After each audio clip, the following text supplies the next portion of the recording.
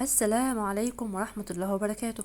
تعالوا نتكلم النهاردة عن اختراع مهم جدا، اختراع يا كوتش بجد احسن اختراع اخترعوه لحد وقتنا هذا. أنا شفتوه بالذات في مجال شغلي، وهي السفنجة السحرية، السفنجة البيضة السحرية. حتة سفنجة كده سعرها 10 جنيه، تشوفوها يعني ما تفكروش ان هي ممكن تكون بالحلاوة ديت. السفنجة دي استخداماتها كتيرة جدا، بتنظف اي حاجة. بتنظف اولا، بالنسبة للاستخدامات اللي أنا استخدمتها، بتنظف الحيطان من الأقلام أو الرطوبة أو أي حاجة على الحيطان المعكوكة. بتنظف السيراميك، بتخليه فل حرفيا.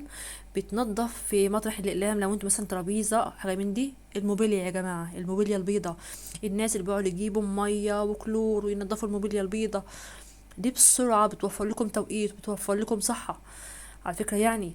بتوفر حاجات حلوة قوي قوي، بمجرد ما تمشوها على الموبيليا البيضاء كل حاجة عليها راحت، حتى لو بقالها سنين، وبتجربة شخصية مني.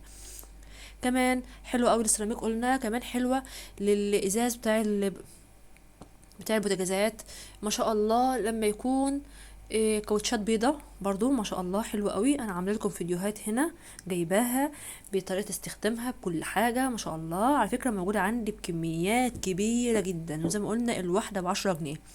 ما شاء الله سعر قديم، يعني الاسعار اليومين دول غريبه. والسفنجه اللي موجوده عندي انا بتجربه شخصيه، حتى لسه مجرباها حالا، من كتر حلاوتها قلت اقوم اعمل لكم الفيديو ده عشان تشوفوه بنفسكم واعرفكم على جمال المنتج ده. السفنجه حجمها حلوه، ما بتدوبش بسرعه بالميه زي اللي كنت جبتها قبل كده، بتتحمل ما شاء الله، وسريعه في التنظيف. كمان تنفع زي ما قلت لكم في حاجات كتير قوي قوي قوي بجد يعني. بس ما انصحش بيها الناس ان هم يستخدموها على الموبيليا البني، لان جربتها كده على حته موبيليا بني فبوظت لي الدنيا بصراحه.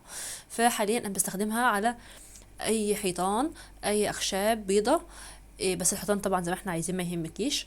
كمان في الشوزات البيضه بتخليها فله حرفيا. السيراميك بتخلي السيراميك مراية، وخصوصا لما يكون عليه عايزين ننضف حاجة سريعة وكلام من ده.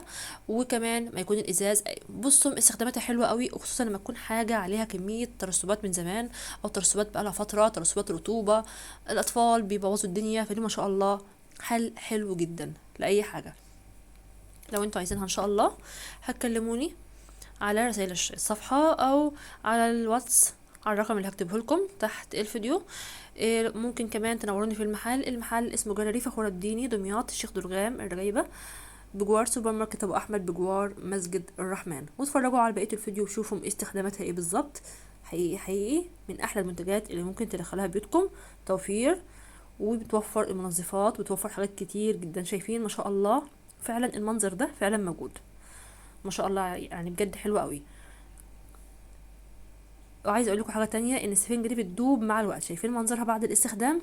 طبعا بعد استخدام ورا استخدام بتدوب، عشان نبقى عارفين كويس قوي.